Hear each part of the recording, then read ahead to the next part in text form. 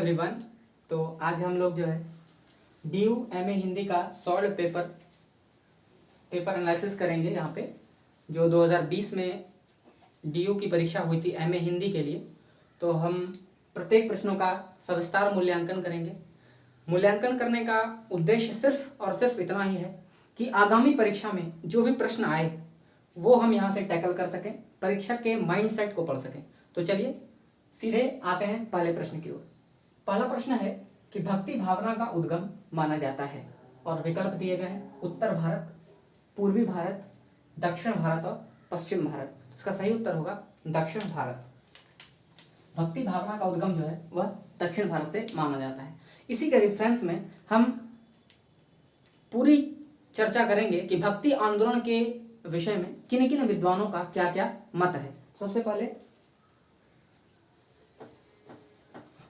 भक्ति आंदोलन के उदय के विषय में जो विभिन्न विद्वानों का मत है वो इस प्रकार है। देखिए, सबसे पहला इसमें नाम आता है, एक तरफ मैं विद्वान लिख देता हूं, विद्वान या प्रस्तोता जो भी आप कहें।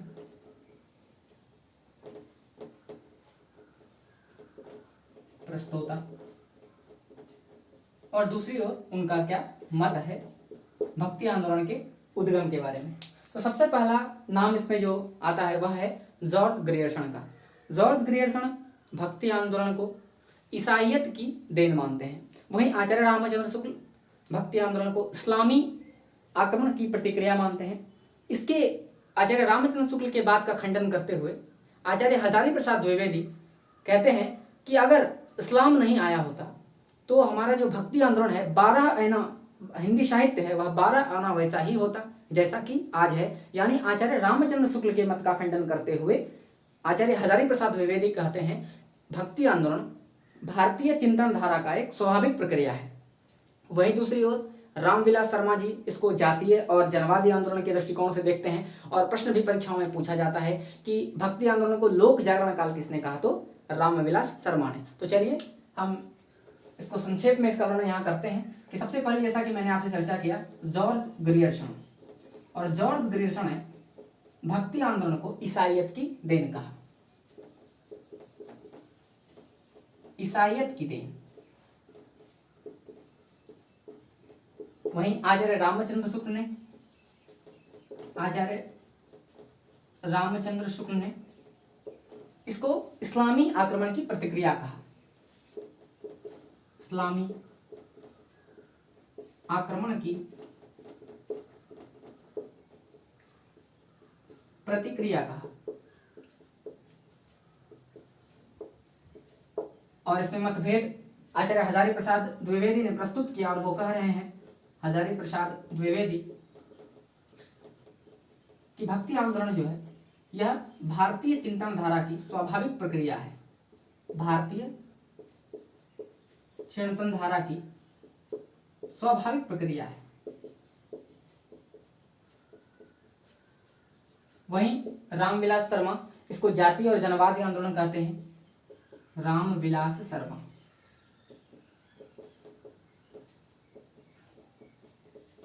जातीय एवं जनवादी आंदोलन। आचार्य रामचंद्र शुक्ल अपनी पुस्तक हिंदी साहित्य में लिखते हैं कि दक्षिण का सोता उत्तर से, भक्ति का सोता जो है दक्षिण से उत्तर की ओर धीरे धीरे आ रहा था। तो यहाँ पर हम देखते हैं कि भक्ति का उद्गम आचार्य रामचंद्र शुक्ल दक्षिण से ही माना। उसके बाद कबीर भी अपनी वाणियों में कहते हैं कि भक्ति द्राविड़ उपजी लाए रामानंद। आचार्य रामचंद्र शुक्ल अपनी पुस्तक में लिखते हैं कि इस्लामी आक्रमण से जो है हिंदुओं का गौरव क्षत विक्षत हो गया था, जिसके कारण अपने पौरुष से वह हताश हो गए थे, और अपने पौरुष से हताश होने के कारण उनको भक्ति और करुणा के गोद में जाना ही था। तो इसीलिए वहीं आचार्य हजारी प्रसाद द्विवेदी, जैसा कि मैंने आपको पहले बताया कि उन्होंने कहा कि 12 आना वैसा ही होता अगर इस्लाम नहीं आया होता जैसा कि आज है। और यह पंक्ति पीएचडी एंट्रेंस में भी पूछी गई है, जेएनयू की पीएचडी एंट्रेंस में पूछी गई थी कि अगर भक्ति आंदोलन नहीं आया, अगर इस्लाम नहीं आया होता तो भक्ति आंदोलन का 12 आना वैसा ही होता जैसा आज है। यह कथन किसका है, तो यह हजारी प्रसाद द्विवेदी का कथन है। एक बात, छोटी सी बात और, कि रामविलास शर्मा ने, जैसे कि मैंने आपको बताया कि भक्ति आंदोलन को लोक जागरण काल कहा,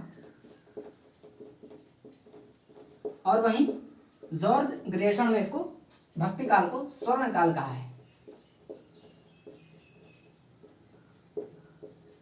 तो चलिए इस प्रश्न का इतना विस्तार हम आगे भी करेंगे। तो बढ़ते हैं अगले प्रश्न की ओर। दूसरा प्रश्न है कि इनमें से कौन सी बोली बिहारी हिंदी की नहीं है। प्रश्न पर ध्यान देंगे कि बिहारी हिंदी की नहीं है और विकल्प दिए गए मगही, मारवाड़ी, मैथिली और भोजपुरी। तो जैसा कि आप सभी जानते हैं कि मारवाड़ी जो है राजस्थानी हिंदी के अंतर्गत आती है, तो उसका सही उत्तर हो जाएगा विकल्प बी। इस प्रश्न के रेफरेंस में हम हिंदी की कुछ महत्वपूर्ण उपभाषाएं और उनके अंतर्गत आने वाली बोलियों की चर्चा करेंगे। डेफिनेटली अगले वर्ष जो इस वर्ष 2021 में परीक्षा होगी, इस स्लाइड से आपको 2 प्रश्न देखने को मिलेंगे जिसका विवरण हम भी कर रहे हैं। तो सबसे पहले हिंदी की प्रमुख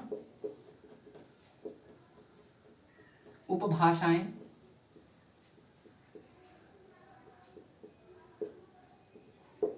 एवं बोली।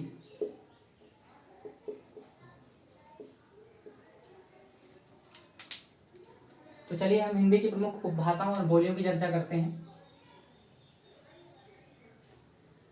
सबसे पहले सबसे प्रमुख जो है वह है पश्चिमी हिंदी। पश्चिमी हिंदी। इसके बाद आता है राजस्थानी,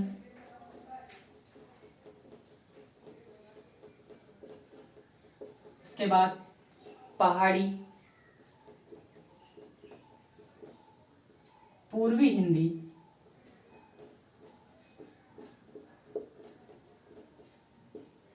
और तत्पश्चात बिहारी हिंदी, जो हमारे प्रश्न में पूछा गया है बिहारी। इन उपभाषाओं के अंतर्गत विभिन्न प्रकार की बोलियां आती हैं जो हमारी परीक्षाओं में प्रत्येक वर्ष जब आप पेपर एनालिसिस करेंगे तो देखेंगे। तो पश्चिमी हिंदी के अंतर्गत जो है वह है ब्रजभाषा, बुंदेली और कन्नौजी। और इनके अंतर्गत है खड़ी बोली, दक्षिणी और हरियाणवी।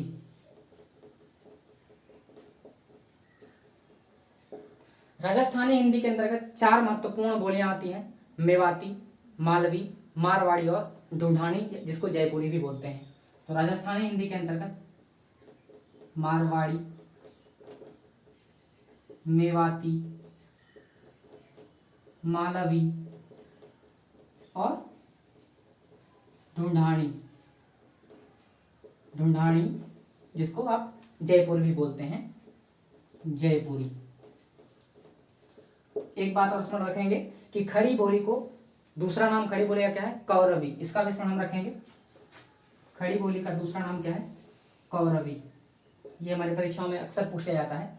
पहाड़ी हिंदी के अंतर्गत 2 प्रमुख बोलियां हैं, गढ़वाली और कुमायूनी। पहाड़ी हिंदी के अंतर्गत गढ़वाली और कुमायूनी। पूर्वी हिंदी के अंतर्गत 3 प्रमुख बोलियां हैं, अवधी, बघेली और छत्तीसगढ़ी। तो इसका स्मरण रखेंगे। पूर्वी हिंदी के अंतर्गत अवधी, बघेली और छत्तीसगढ़ी शामिल है। और बिहारी हिंदी के अंतर्गत आप देख रहे हैं मगही, मैथिली और भोजपुरी शामिल है। अब आप देख रहे हैं कि मैंने इसको 2 भागों में विभक्त कर दिया है। ऐसा इसलिए किया है मैंने कि कभी कभी परीक्षाओं में पूछा जाता है कि निम्नलिखित में से कौन सी बोली ओकार बहुला है, या निम्नलिखित में से कौन सी बोली ट वर्ग प्रधान है, या निम्नलिखित में से कौन सी बोली औकार बहुला है। तो ये देखिए यहाँ पर जो आपको ब्रज, बुंदेली और कन्नौजी दिख रही है, ये ओकार बहुला है, ओकार बहुला। आपको ये खड़ी बोली हरियाणवी और दक्षिणी दिख रही है, ये अकार बहुला है। यहाँ पर आप मारवाड़ी, मेवाती और मालवी देख रहे होंगे, यह ट वर्ग प्रधान है। ये 3 बोलियां हैं, यह है ट वर्ग प्रधान, ट वर्ग प्रधान। तो मित्र आप जो इस सूची को देख रहे हैं, इस वर्ष भी आपको कम से कम 2 प्रश्न इसी स्लाइड से मिल जाएंगे। तो चलिए बढ़ते हैं अगले प्रश्न की ओर। बहुत महत्वपूर्ण प्रश्न है ये। आज के सत्र का यह अंतिम प्रश्न है कि दोहा कोश के रचयिता का नाम बताइए। तीसरा प्रश्न आया था हमारी परीक्षा में, और आप सभी जानते हैं दोहा कोश के रचयिता जो हैं प्रथम सिद्ध कवि सरहपा। तो इस प्रश्न के रेफरेंस में हम सिद्ध साहित्य के बारे में चर्चा कर लेंगे। तो सरहपा, तो यहाँ पर देखिए सिद्ध साहित्य।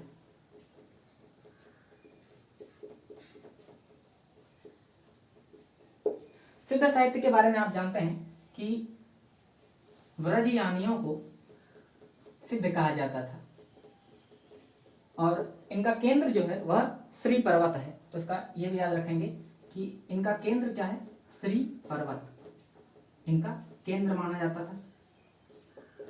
कभी कभी प्रश्न पूछ लिए जाते हैं, आप जानते हैं सिद्धों की संख्या कितनी है, तो 84 सिद्ध माने जाते हैं। सिद्धों की भाषा जो है, इसमें इनकी भाषा को संध्या या संध्या भाषा कहा जाता है। तो संध्या या संध्या भाषा सिद्धों की यह भाषा है। और प्रथम सिद्ध जो कहलाए वह है सरहपा, या सरहपाद भी कहते हैं, सरहपा। सरहपा के विषय में जो महत्वपूर्ण बातें हैं कि सरहपा की सबसे प्रसिद्ध रचना जो है वह दोहा कोश है। सरहपा की प्रसिद्ध रचना में दोहा कोश जो परीक्षा में पूछा गया है। सरहपा प्रथम सिद्ध कवि हैं, प्रथम सिद्ध कवि है। सरहपा को सहजयान का प्रवर्तक भी कहा जाता है। तो सहजयान के ये प्रवर्तक माने जाते हैं सरहपा। और सरहपा का नाम आप जानते हैं सरोज वज्र या राहुल भद्रवी के नाम से भी ये सरहपा जाने जाते हैं। तो सिद्ध साहित्य के विषय में कुछ महत्वपूर्ण जानकारियां जो हमारे लिए जरूरी थी। तो सरहपा के बारे में हम चर्चा कर चुके हैं। शबरपा के बारे में मैं आपको बता दूं कि सरहपा के शिष्य हैं सबरपा, ठीक है। तो ये सरहपा के शिष्य हैं, सरहपा के शिष्य। और इनकी एक प्रसिद्ध रचना जो है, जो अनुष्ठानों में गाई जाती है, वह है चर्या पद। तो इसका भी हम स्मरण रखेंगे, प्रश्न संभवतः यहाँ से आ सकते हैं कि सबरपा की रचना कौन सी है, तो चर्या पद इनकी रचना है। उसी प्रकार लुइपा जो है ये शबरपा के शिष्य हैं। तो लुइपा जो है ये कौन है, शबरपा के शिष्य हैं। और सिद्धों में सबसे सम्मानित लुइपा हैं। सिद्धों में सबसे सम्मान, इनको सबसे ऊंचा स्थान प्राप्त है, किनको, लुइपा को। तो कभी कभी परीक्षाओं में सरहपा की कुछ महत्वपूर्ण पंक्तियां भी पूछी जाती है, जिसकी हम चर्चा कर लेते हैं। तो सरहपा के महत्वपूर्ण पंक्तियों में सबसे पहली पंक्ति है पंडिय सरल सत्य बखाणई देहि बुद्ध बसंतरा जानई। तो मैं सिर्फ लिख देता हूं, पंडित सरल सत्य बखाणई देहि बुद्ध बसंत न जानई। एक और प्रसिद्ध पंक्ति सरहपा की है कि जही मन पवन न संचरई रवि शशि नाह पवेश। तो एक और पंक्ति, जही मन पवन न संचरई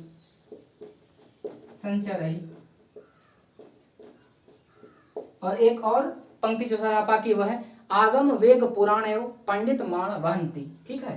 तो इसका विस्मरण हम लोग रखेंगे, आगम वेग पुराण एवं पंडित मान बहंती, पुराण एवं पंडित मान बहंती। ये कुछ पंक्तियां हैं जो हमारे परीक्षाओं में कभी कभी पूछ ली जाती है। तो आज के सत्र में मित्र इतना ही। हम धीरे धीरे प्रश्नों का विस्तार आपके समक्ष प्रस्तुत करेंगे। आप निश्चिंत रहें, इस विस्तार करने मात्र से ही आपके परीक्षा में जो 2021 की परीक्षा होगी उसमें लगभग 80 से अधिक प्रश्न आ जाएंगे। और मैं आपको इस बात का आश्वस्त करना चाहता हूं इस बात के लिए कि आप हमारे प्रीवियस वीडियोस अगर देखेंगे तो उसमें 95 प्लस क्वेश्चंस DUMA हिंदी 2020 में आए थे, जिसकी तैयारी हमने लॉकडाउन में, पूरे लॉकडाउन में कराई थी आपको। और JNU एंट्रेंस की एग्जाम की तैयारी, हालांकि JNU के क्वेश्चन पैटर्न में भारी बदलाव हो गया, जिसके कारण हमें भी बहुत कुछ सीखने का मौका मिला। परंतु DU के कभी हम वीडियो के माध्यम से आपको दिखाएंगे कि हूबहू प्रश्न जिस प्रकार से हमने टेस्ट सीरीज, जो इस प्लेलिस्ट में टेस्ट सीरीज है और JNU के प्रीवियस ईयर पेपर डिस्कस किए होंगे, सब आपके लिए लाभप्रद है, तो आप एक एक करके वीडियो देखें। सेशन लंबा ना हो जाए इसलिए हमने इस बार 3-3 प्रश्नों की सूची हम आपके समक्ष रखेंगे, सविस्तार रखेंगे। तो आज के लिए इतना ही। कमेंट बॉक्स में आप अवश्य लिखिए कि क्या आपको ये श्रृंखला पसंद है, तभी हम इसको कंटिन्यू करेंगे। तो आज के लिए इतना ही, धन्यवाद।